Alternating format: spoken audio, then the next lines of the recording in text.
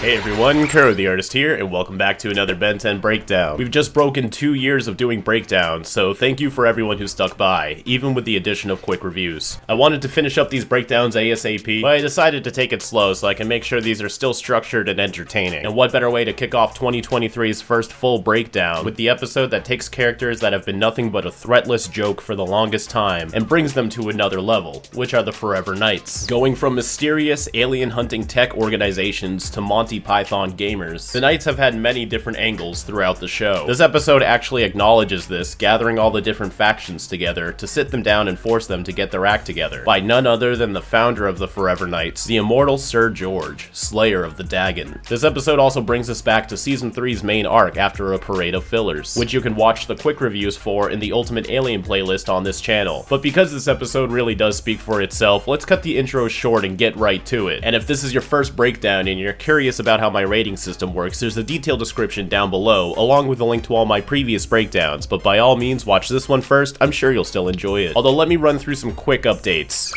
For one, we're really kicking our Patreon into high gear. More rewards, more consistently, and also a lot more engagement. Tier 2 and higher is seeing a lot of 5YL recalibrated news, as well as some motion comic stuff coming soon, and also has access to our Minecraft server, which has a lot of documented lore now thanks to Crystal Moon 101, one of our main mods for the server, who also runs a lot of the events. And there's some really solid developments in the server too. I highly advise you to go check it out. And on our second channel, the Rust Bucket, there's also the resolution of Paul and I's guessing game video. If you've seen part 2, you'll know that at the end, the winner got to dress the loser up as whatever alien they want. So there's a whole video on that, putting together a costume and making a little skit out of it. Just something fun to change things up. That should be live now when this video drops as well. But let's get right into The Purge. On September 16th, 2011, David McDermott enters the pool of Ben 10 writers with The Purge. As old George retakes the reins of the Forever Knights, they begin hunting down all the aliens currently on Earth, telling them to leave with the threat of extermination. The trio evidently want to stop their plans, but learn the Knights have upgraded themselves as well, as this seems to be the start of a much bigger threat.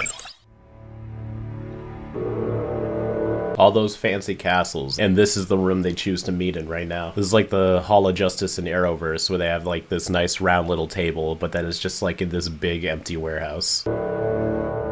So we get a lot of returns from past characters throughout the show, although some of these don't land as impactfully as they may have hoped. Some are transitioning art styles for the first time. Like this guy right here is Driscoll, all the way back from the -10. We only actually saw him unmasked once during a flashback, which was not even done in the traditional classic series styles, so his original face is so far removed from what we're seeing here. Not to mention he's not in his Forever King armor. It's hard to recognize him. Up here we got Connor, the Dragon Hunter from Alien Force, now sporting an eye patch. At first he was assigned to Patrick, but then you pan down and you see Urian, you know, the guy with the ancient battle armor. Enoch. Now, despite the art style shift, he is very recognizable, just the mask alone. But as with UA standard, he's kind of stripped down from a lot of his minute details. Looks a little bit plainer than normal. And then here's Patrick himself, also from the dragon hunting episode. But an empty chair. Yeah, I don't know why Connor isn't behind Patrick. Maybe he switched factions. It's not enough that I be dragged all the way up here in the dead of night. Richard Doyle also returned to voice Driscoll for this episode, which was his original classic series actor. I find your lack of faith disturbing, Mr. Breath. Or may I call you Acid? Let's get back to the business at hand, shall we? But now you keep me waiting, Urian. I do not like that Eon's mouth moves. And our first look at the new Forever Knight armor. It's much more advanced and futuristic, but still holds on to that knight feel. And this is our first time George has any real significance. He's been teased the past couple episodes, but now we're finally starting to see his story. These holes down here, I think we're supposed to be colored in and not affected by the bright background.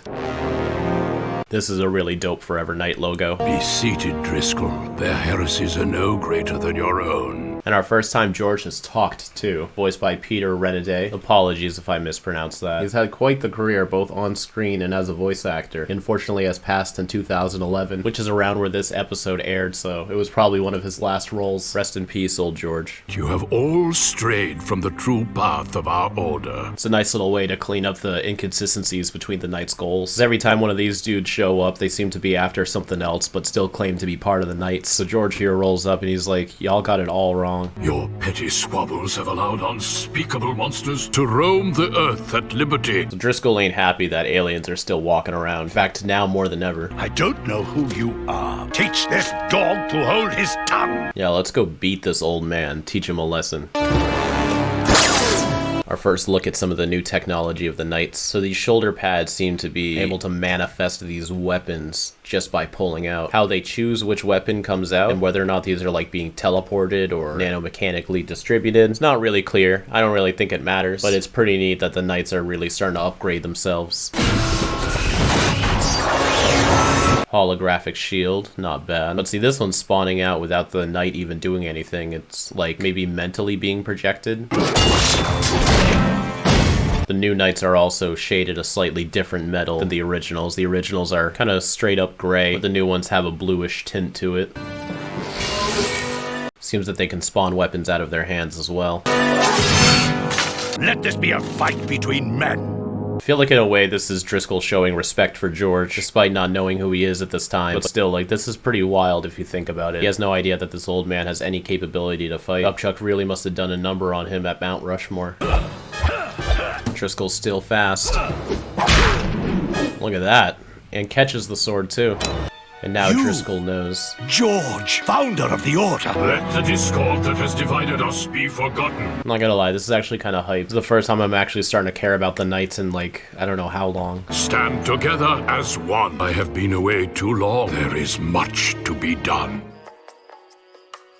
Ah, yes. I remember this now. Really cool car there, Pierce. Pierce wheels. Look, officer. Like that he has a little flashlight coming out of his hand. Out of the car, now. Ooh.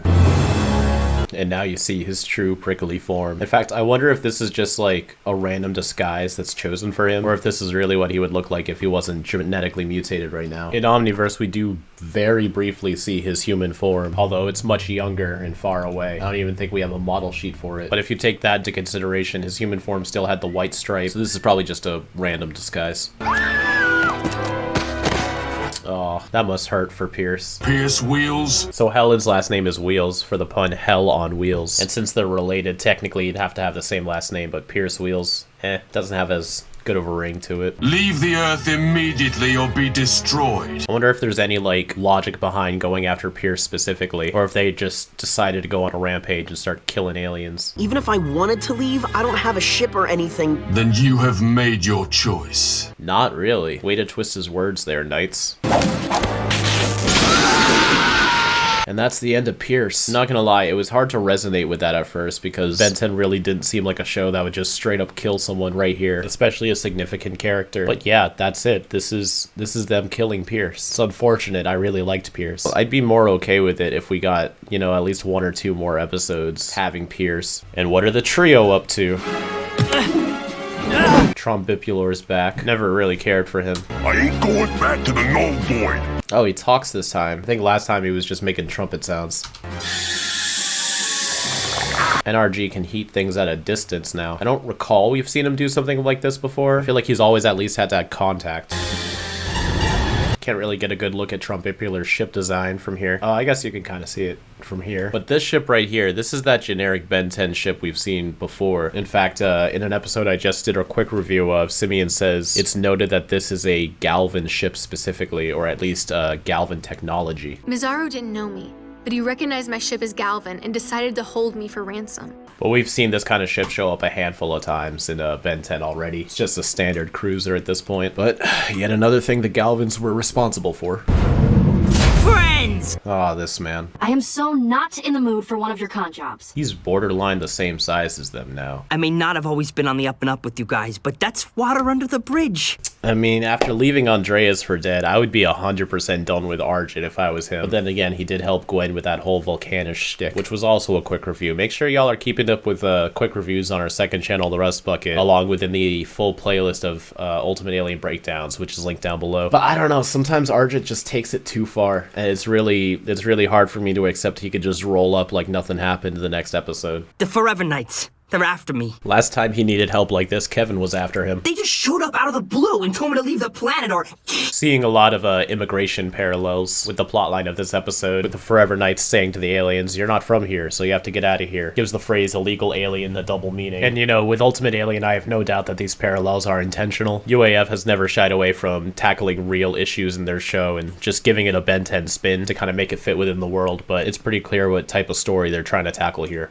I'm roadkill. When Argent's done talking, the layer his eyeball right here is animated on pops in front of his nose. Which is our problem. Why? It's not, Gwen. It's really not. And it's a tough scenario. You know, the more I think about it, it's hard not to help him because despite Argent being Argent, you know, if they don't help him, they're kind of, in a way, confirming that the Forever Knights have some level of validity to their actions. Like, whereas Argent was going to be, like, hunted down or, at bare minimum, kicked off the planet, it should be done more logistically through the plumbers. Whereas the Knights are basically just, like, screw all the aliens. And based solely on that regard, like, just the fact that Argent's an alien, that alone shouldn't be grounds for him being kicked off the planet. So it's like, I would say help him, just to prove that the Forever Knights are wrong, but like, don't excuse Argent as a character. And I bet Argent knows that too. He's pretty crafty. He's definitely using that to his advantage. It's not just me. They've been strong-arming lots of off-worlders. See, there we go. How can you possibly trust this guy? I don't, but what's it gonna hurt to check out his story? And they aren't straight up trusting him at first too. Yeah, I mean, if it's not just Argent and they're going after any aliens, yeah, that's pretty much grounds to get involved.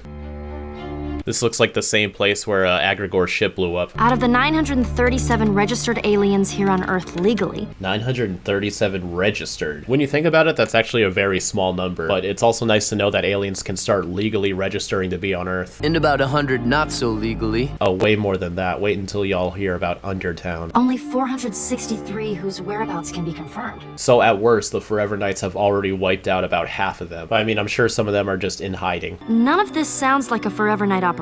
Yeah, for one, they're actually succeeding. Here's that castle. In fact, this is King Patrick's castle from Be Knighted. Not a trace of the knights. Oh snap. Ben is using Wildmud again. And the robot dragon returns. Lodestar has a solid line on his face that he doesn't normally have. I wonder if this was supposed to be for shading. And Kevin has the highlighted drop shadow for when he's absorbing again. I'm surprised that they're still pulling this off every now and then. It's not nearly as often anymore, but they still do it. Let's see what you're made of. This rushing background looks pretty good. They're also both much more powerful and much more efficient than the last time they fought it. Hey, Tennyson! It's nice to see their powers interacting too, even if accidentally. It always seems like if one of the trio is using a power, the other trio members just won't be affected by it, even if they're like right next to the bad guy. Like also in Simeon Says, there was this scene where like Terraspin was doing crazy massive winds and it affected like all the DNA aliens, but Gwen was able to just still stand there as if like she has immunity to Ben's powers just because she's on his side. Wanna try the new thing? Nope, Lodestar has a line right here on his head too. Does he always have that? No, he does not. Huh. Alright. Wanna try the new thing? I'm in. They still train with each other off screen.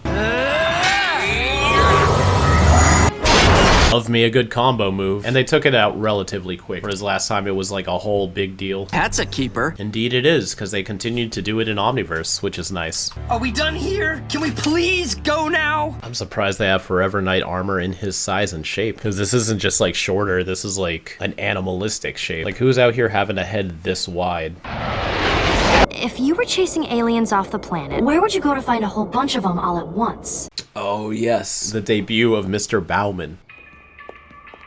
With all these different alien foods and whatnot. It's funny how we see a human here too, though. Did it always smell like this? How could I not notice? It looks like relatively the same setup from Omniverse. Well, not really. I mean, it did have the bar stools set up. But yeah, in Omniverse it is arranged a bit differently. They give it more of a 50s diner sort of feel, whereas here is more standard for the UA look. Last time you were here, you were 12. 12-year-old Ben. We rarely ever see what's up with him. It's usually 10, 11, 15, or 16. Those middle years tend to get ignored. Benjamin Tennyson, as I live and breathe. So Mr. Bauman here is also voiced by Richard Doyle, where in Omniverse he'll be voiced by Corey Burton, who will look and act incredibly different from this Bauman. And even though they're technically the same character, they're very different versions of each other between the series. I swear you were this tall the last time I saw you. Especially with how friendly they are together. Like, Omniverse Bauman borderline hates Ben. Well, maybe not hates, but like is so frustrated to him with the point it's hard for him to have a casual relationship with him. Whereas this Bauman's like, hey, how you doing? Long time. Also, the fact that we do see 15-year-old Ben interact with Mr. Bauman in Omniverse. Maybe they're like brothers or something, and like both Baumans just coincidentally have a store, and one of them likes Ben, one doesn't.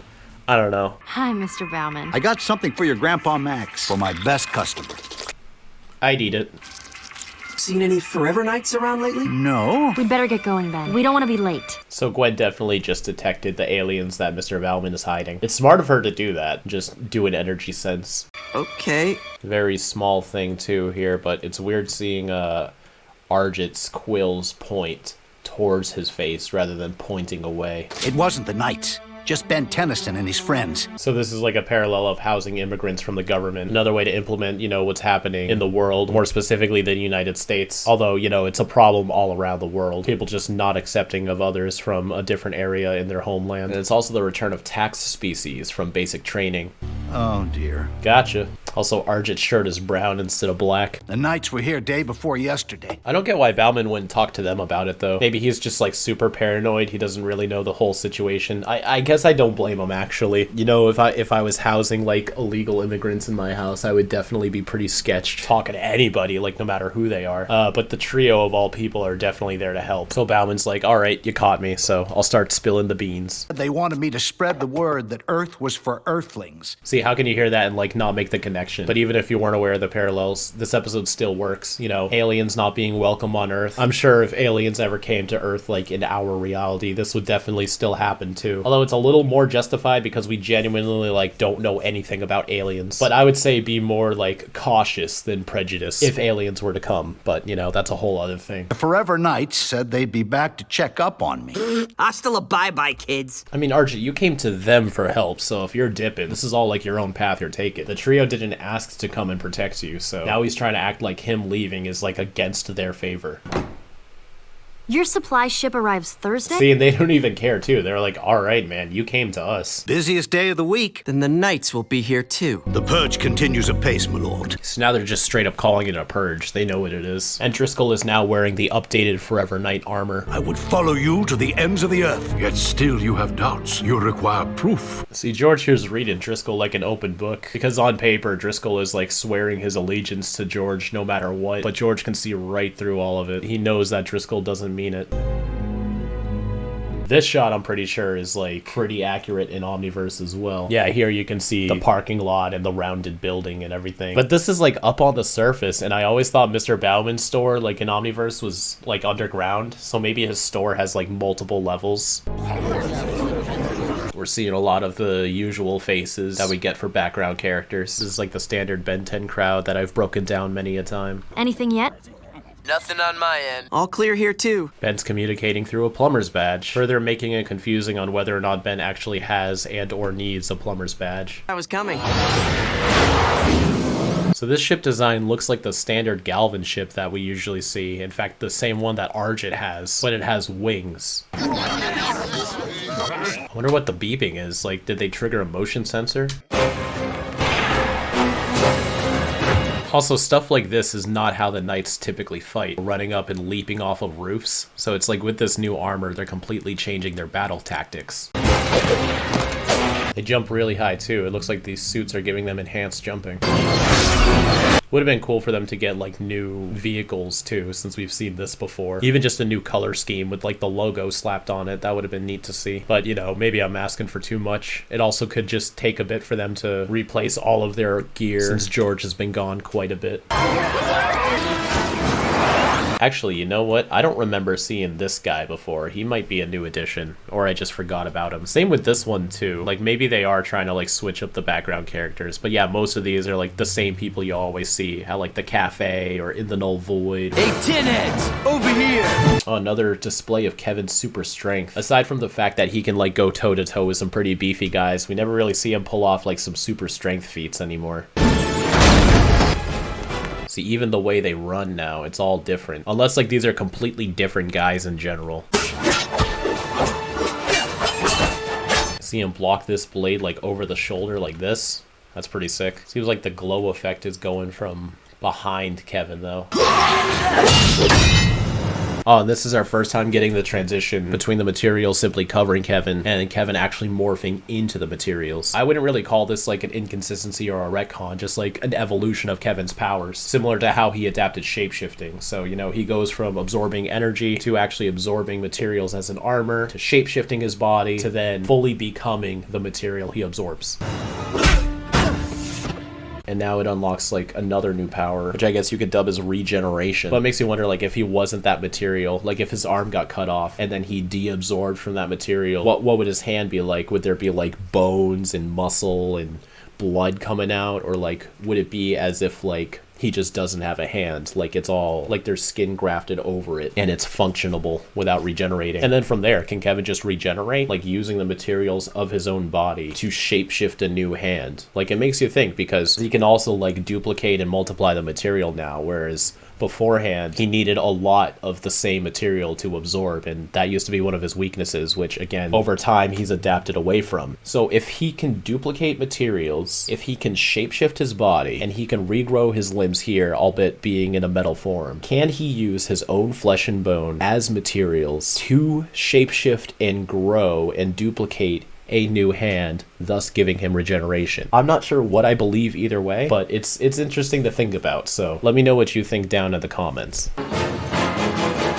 Honestly, I'm impressed by how well designed this is for something for UAF. Actually, is this just recolored from the one he uses in Plumber's Helpers? Oh no, in Plumber's Helpers they used a completely different device. See how these metalheads like my magnetic personality. I swear that's like the second or third time Ben's made that pun as Lodestar. Like the 3 hands behind my back thing with 4 arms. I'm sure he said that like 2 or 3 times. You can also see the Ultimatrix has 3 wires instead of 2 in this shot.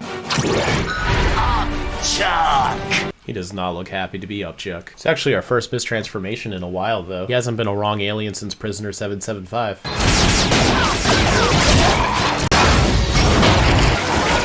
Oh, and the horses are back, too. They got the whole arsenal. I remember being very disappointed by how regular and, I guess, human? Maybe not human, but just, you know, it's not like the green tendrils coming out. It's just now one, like, long, generic tongue. Lizard, I guess. And the tank, too. I forgot how much they're really pulling out from their whole arsenal. And they're all fine.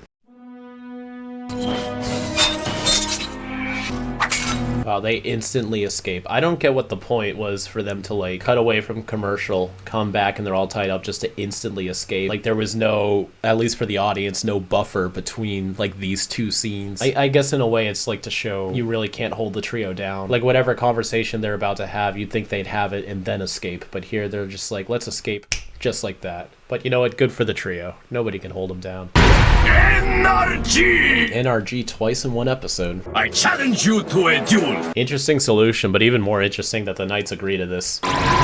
If I win... Oh, he didn't even, like, do anything as NRG. See, like, all of this, they could have had this whole conversation while still being tied up. But, you know, realistically, things like that could happen. You know, Ben becomes an alien and just has no use for it, so he just turns back. When I win, you all die. Dude, go for way big. That'd be hilarious. It would. Yeah, throw that man into space. This is going to work. I have to fight with honor. I don't think so. They're literally just, like, trying to purge all these aliens. I really respect Ben's drive for integrity here to sort of, like, make a point to the Knights, but I mean, there's literal like hundreds of lives hanging in the balance, including their own right now, so I would say, yeah, way big and throw them into space, like, you'd get it done. Ultimate Spider Monkey! Oh, hey, Squire's here.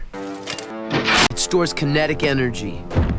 Of course, yeah. There's just a tree right here. Maybe a wooden telephone pole. I don't know. He's just... That was not there. That was not there this entire scene. You gotta be kidding me with that. Like, that's some Looney Tunes shit right here. So, somehow using his sticky web is, you say honorable? Yeah, I don't know. I mean, in a regular joust, like jumping into the air and using webs, that's not honorable. How is this any more unfair than using way big? Like, for real. Why is he taking his helmet off? This sword also manifests differently. At the beginning of the episode, it kind of like slid outwards of the palm of the armor, whereas here it's kind of materializing as energy and then solidifies as a sword. Wow, actual battle damage in Ben 10. Look at that. And it's gone. Look how rounded the Ultimatrix spikes look here, though. That's a cool move. Yield! Never! My knights will kill the prisoners where they stand. That's pretty wild. Like, Driscoll's really not messing around anymore. The way Ultimate Spider Monkey grabs Driscoll, though, his armor is reacting like it's a cloth material. Not a fan of that. Maybe you've forgotten something. Here it comes. I'm Ben Tennyson, wielder of the most powerful weapon in the universe. So I know there's like a debate of whether or not to call the Omnitricity devices weapons, but here he's just trying to threaten and scare Driscoll, so I guess in this moment it's okay. But man, what is this? This is like not even close to the model sheet. What happened? Here's what's going to happen. You're going to release these prisoners, because if you don't, you will regret it for the rest of your very short lives. Ben's so serious right now. Like honestly, if you contextualize like his journey in Ultimate Alien, failing to stop Greg over and over, nearly failing to stop Ultimate Kevin, especially seeing the injustice that Bradley went through in Prisoner 775. At this point, I feel like it's pretty believable for Ben to just say, like, he's had it. Like, if you don't listen to me and you guys try killing them, I'm going to kill you. Like, there's a lot of pressure put on Ben throughout this whole 3-series run so far. The Forever Knights are legitimately trying to, like, purge all of these aliens, so I'm not saying I like a more violent and aggressive Ben, but at this point, yeah, I feel like there's a little bit of leeway for Ben to just start getting irritated and just tired of doing things the noble, heroic way. A lot of people see this as a moment of like Ben being a badass, which is pretty true. Like this scene is pretty awesome, but I see it as he really is just so sick of playing the hero all the time that he's enforcing like the power he knows he has, but seldom refuses to acknowledge. Like he gloats a lot, like, yeah, I saved the universe, but he's never like, oh, I'm so powerful and I'm so strong. He's never like that kind of egotistical. He reaps his victories, but not his capabilities, at least not generally. But here he's like, yeah, I will kill every single one of you. I think like this is Ben being pushed pretty far. In fact, these implications kind of seed his struggle with making a decision in the finale when he has the power to just wipe out all of evil and he's considering it. But we'll get to that moment when that breakdown comes. Knights, withdraw. And Driscoll listens too, because Ben's beaten Driscoll before. He knows what Ben is capable of. In fact, I wonder how Driscoll felt about seeing Upchuck again when fighting around here. But back to Sir George. I have failed you. It's not important. Wow, so George didn't even really care about all of this. He probably just wanted to give the knights something to do while he's making his own plans. Honor means nothing when fighting these alien abominations. Shows you like the differences between how George and Ben handle things. Ben at least tried to do things the honorable way before, you know, threatening to kill everybody. But George is just like, nah, honor is not relevant when it comes to our goals. Like if roles were reversed, I bet you that old George would have turned into way big and threw Ben into space. Carry on the work of the Order as you see fit. So Driscoll gets to become the Forever King again. The battle of 100 lifetimes.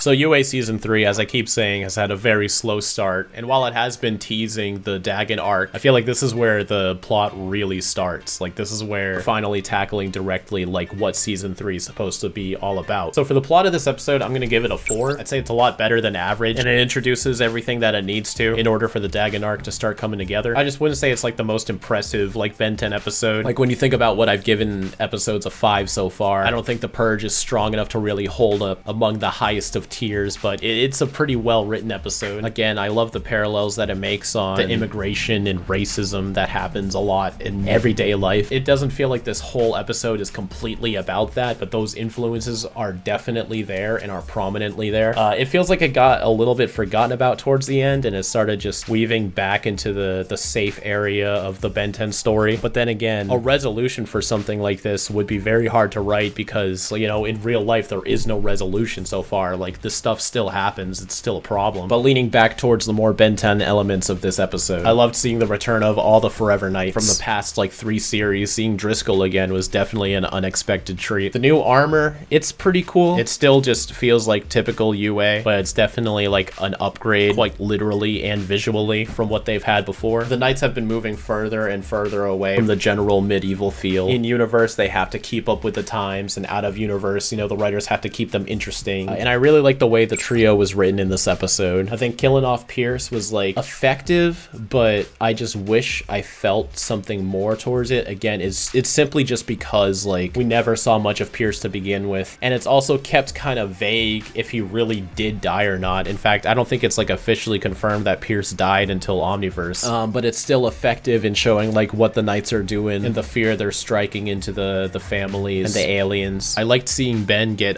emotionally pushed this far to the point where he feels like his only option to really make a stance and make sure what needs to happen happens is to play towards the Knights' aggression and to play towards the Knights' violence and just be like, if you guys are gonna try to kill me, I'm gonna kill you. Like, I will kill you, and I'm very capable of doing it. Look at all of this stuff I've done beforehand. That's you. If Ben was always like that, probably wouldn't be the best move for him, but it's definitely acceptable that there's moments like this that are going to happen with Ben. And I think right here, to protect the safety of all of the people, it's justified.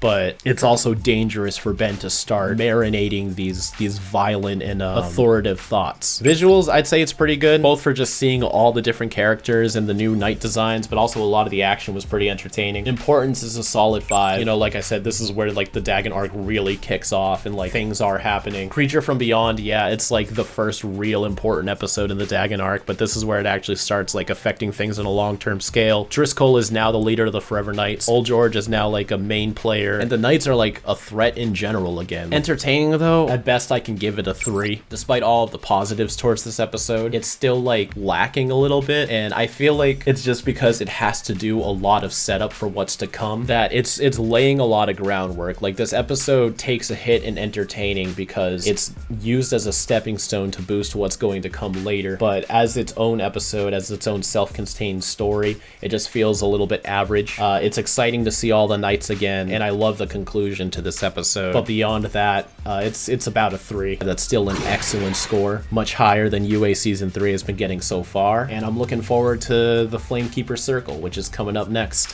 So back during my classic reviews, we find out that Gwen claims Grandpa Max met their grandmother in St. Louis. My mom told me that Grandma and Grandpa met in St. Louis, who we later in Alien Force come to know as Verdona. So when I get to the episode where Max meets Verdona, I wanted to see if the location could realistically match up to St. Louis, Missouri. And as I did that episode in a quick review, I still wanted to cover that somewhere, so right here seemed like the best spot to do it. We begin that episode in an Air Force base, and after some light Googling, I found the Whitman Air Force Base in Knob Noster, which is a good 3-hour drive between there and St. Louis. So for Max to drive 3 hours just to hang out at some random diner, it's not unheard of, but a very strange decision. As for the copper factory, I did actually manage to find one that was directly in St. Louis, which was Seroflow Products, LLC, founded in 1908. So this perhaps could be pegged as the same one Max and Verdona fought the Synthroid, although none of their buildings look like the right place either. As for the gas station and diner, there's too little info on them to really tell, but even if unintentional, it does seem like this episode could take place in St. Louis, Missouri, lining up with Max's original story in Classic. Last week's poll was over a month ago, and it was debating a potential fight between Rook Blanco and Agent 6 of Generator X. It looks like Rook won by the popular vote, but I'm gonna have to go with 6 personally. 6 fights gigantic monsters on the regular, and while Rook has fought some as well, it's not quite as often. 6 is also trained to go for the kill, while Rook practices restraint and plumber tactics. I think 6 is just more brutal and violent than Rook, which will lead him to get the win. For this poll, it's about the Forever Knights. Do you like their upgraded armor? Let me know what you think in the community tab when this video goes live. I hope you all have a fantastic rest of your weekend.